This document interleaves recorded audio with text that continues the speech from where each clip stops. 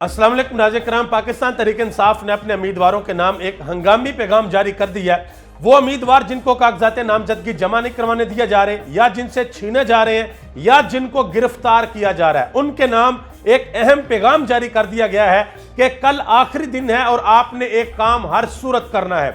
दूसरे नंबर पे शेर अफजल मरवत ने एक अहम ऐलान कर दिया कि वजीराबाद में कल वो कन्वेंशन करने के लिए जा रहे हैं। जी हाँ, पंजाब के अंदर ये उनका पहला कन्वेंशन होगा। इससे पहले वो पंजाब में आए थे लाहौर हाई कोर्ट में और उनको गिरफ्तार कर लिया गया था। कल अब उन्होंने ऐलान कर दिया कि मैं पंजाब के अंदर आ रहा हूं वजीराबाद में और वहां पे पाकिस्तान तहरीक इंसाफ का वर्कर कन्वेंशन होगा। उन्होंने कहा कि मैं इमरान खान का पैगाम अवाम तक पहुंचाऊंगा और कानून की हुक्मरानी के ऊपर बात करूंगा। और तीसरे नंबर पे इमरान खान के कागजात नामजदगी दो वकला, एक वकील लाहौर लेके आ रहे हैं जमा करवाने के लिए और दूसरे वकील मियां वली जा रहे हैं। और ये दोनों वकला जब आज अडयाला जेल के अंदर गए थे तो इनमें से एक को अडयाला जेल के अंदर रोक लिया गया और फिर सोशल मीडिया पे पाकिस्तान तहरीक इंसाफ ने यह पैगाम जारी किया कि अडयाला जेल के अंदर ही हमारा बंदा जो है वो गायब हो गया। पुलिस तो कह रही है कि वो चला गया लेकिन वो बंदा बाहर नहीं आया। बहरहाल सोशल मीडिया पे यह खबर फैल गई और बाद में फिर वो वकील साहब बाहर आए और उन्होंने आके ऐलान किया कि हम लाहौर भी जा रहे हैं और हम मियां वली भी जा रहे हैं इमरान खान के कागजात नामजदगी जमा करवाने के लिए।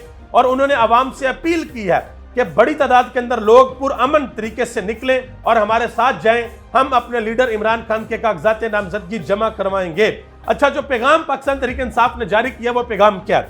पैगाम ये जारी किया कि बहुत से लोग हैं, अभी मैं आपको वन बाय वन बताता भी हूं, बहुत से लोग हैं जिनको या तो पुलिस गिरफ्तार कर रही है या उनसे कागजात नामजदगी छीन रही है। और ये बाय द वे मैंने पाकिस्तान की तारीख में ये पहली मरतबा देखा। ये हमने सुन रखा था कि जी इलेक्शन बड़ा टफ है, बड़ा सख्त मुकाबला होगा और वो इलेक्शन वाले दिन ही होता था।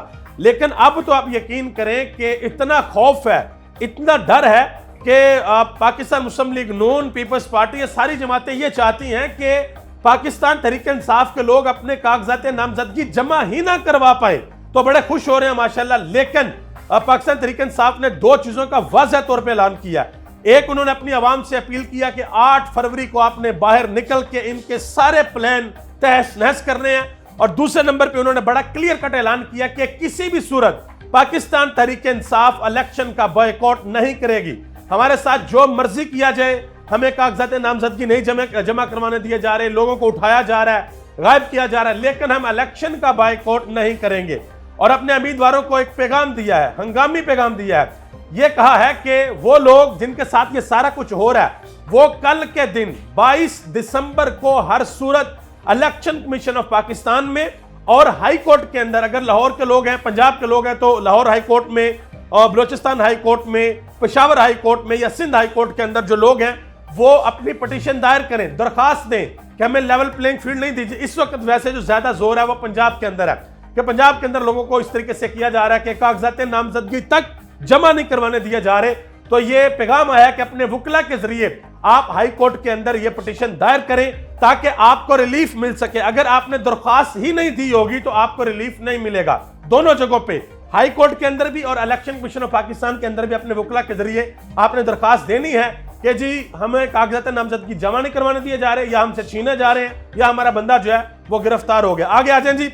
अब मैं आपको बताता हूं कि कहां पे क्या क्या हुआ। सबसे पहले नंबर पे सियालकोट के अंदर पाकिस्तान तहरीक इंसाफ के उम्मीदवार जाते हैं कागजात नामजदगी जमा करवाने के लिए तो भारी तादाद में पुलिस उसको उठाती है, डाले में डालती है और ले जाती है। आगे आ जाए दूसरे नंबर पे वजीराबाद के अंदर अहमद चट्टा साहब कागजात नामजदगी जमा करवाने के लिए जाते हैं और वहां पे भी उनका और उनके वकला का पुलिस के साथ आमना सामना होता है और कागजात नामजदगी जमा नहीं करवाने दिए जाते। उसके बाद चकवाल के हल्का PP 22 के अंदर कागजात नामजदगी जमा करवाने के लिए पाकिस्तान तहरीक इंसाफ के उम्मीदवार जाते हैं तो रिटर्निंग अफसर हैं जो उनके कमरे से उनको गिरफ्तार कर लिया जाता है। यहां पे हिसाब लगा लें कि किस तरह की लेवल प्लेइंग फील्ड जो वो दी जा रही है। आगे आ जाए जी। हाफिजाबाद में भी पाकिस्तान तहरीक इंसाफ के जो उम्मीदवार हैं उनके कागजात नामजदगी लेने से इनकार कर दिया जाता है। उसके बाद सरगोदा के अंदर उन्होंने, जो उनके उम्मीदवार थे पाकिस्तान तहरीक इंसाफ के, उन्होंने आके फिर बयान भी दिया। उन्होंने कहा कि कागजात नामजदगी हमसे नहीं लिए जा रहे। और उसके बाद बैरिस्टर उमैर नियाजी, जिनके वालिद साहब गए थे जमा करवाने के लिए और उनसे DSP साहब ने छीन लिए थे सारे डॉक्यूमेंट, उनकी बहन ने NA 89 से इलेक्शन लड़ने का ऐलान कर दिया। उन्होंने कहा जी मैं वहां से इलेक्शन लड़ूंगी। हबीब अकरम साहब ने एक बड़ा अहम बयान दिया उन्होंने कहा कि पाकिस्तान का बहरान यही है कि हारे हुए लोग अपनी फतह पर इसरार कर रहे हैं और जीते हुए कैद खानों के मकीन है। यानी कि वो लोग जिनको अपनी हार दीवार के ऊपर लिखी हुई नजर आ रही है, वो बड़े वसूख के साथ ये कह रहे हैं कि हमारा वजीर आजम नवाज शरीफ साहब होगा। और वो लोग जिनकी ग्राउंड रियलिटी के ऊपर पॉपुलैरिटी है, और आपको यह बताता चलूं कि हबीब अकरम का शुमार पाकिस्तान के अंदर उन एंकर्स में होता है, उन सहाफियों में होता है कि जो जब भी इलेक्शन आते हैं तो वो ग्राउंड में निकलते हैं और ग्राउंड में निकलकर लोगों से पूछते हैं कि भाई आपने वोट किसको देना है। और 2018 में भी जो उनका अंदाजा था बिल्कुल सही साबित हुआ।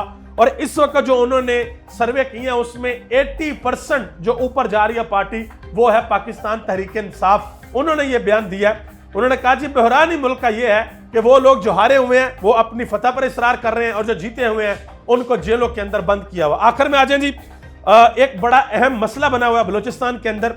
बलूचिस्तान से बहुत सी खवातीन, बहुत से लोग मार्च करके आए हैं, तकरीबन 25-26 दिन को लगे हैं इस्लामाबाद के अंदर। और कल रात उनको पुलिस ने कहा जी आप उठ के यहां से जाएं, वो नहीं गए और पुलिस ने फिर उनके ऊपर वो वाटर कैनन से पानी वगैरह फेंका। लेकिन सबसे अहम बात क्या है, देखें बलूचिस्तान पाकिस्तान का हिस्सा है, KPK, पंजाब, सिंध, ये सारे पाकिस्तान के सूबे हैं।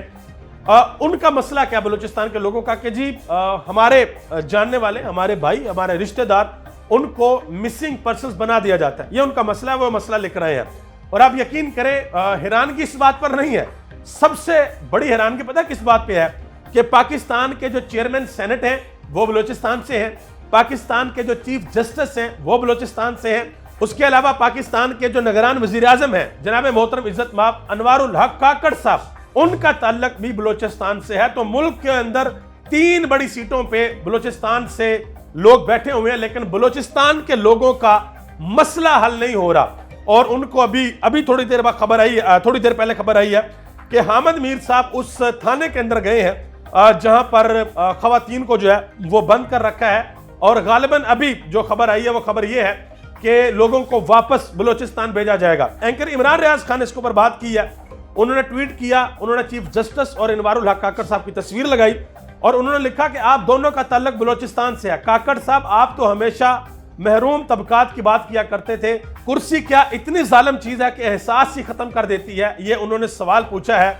और सबसे अहम बात ये देखें, एक बात याद रखिएगा, आप पूरी दुनिया के अंदर कौमों की तारीख उठाकर देखें, आप पढ़ें और आपको अंदाजा होगा कि कौमें तरक्की किस तरीके से करती हैं और कौमें जो है वो नीचे किस तरीके से जाती हैं। एक ही चीज आपको मिलेगी और वो है अपने लोगों का एहसास, अपने लोगों को आगे बढ़ाने का जज्बा।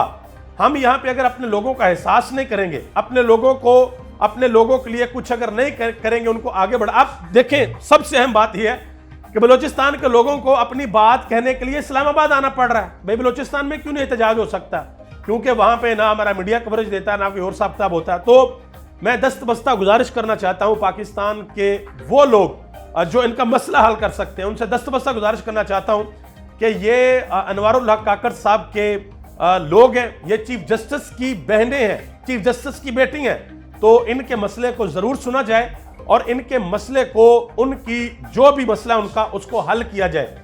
इसी में पाकिस्तान की बेहतरी है, इसी में हमारे मुल्क की बेहतरी है, इसी में हमारे लोगों की बेहतरी है। आप सबका बहुत बहुत शुक्रिया। पाकिस्तान जिंदाबाद, पाकिस्तान के अवाम और पाकिस्तान के इदारे पाइंदाबाद।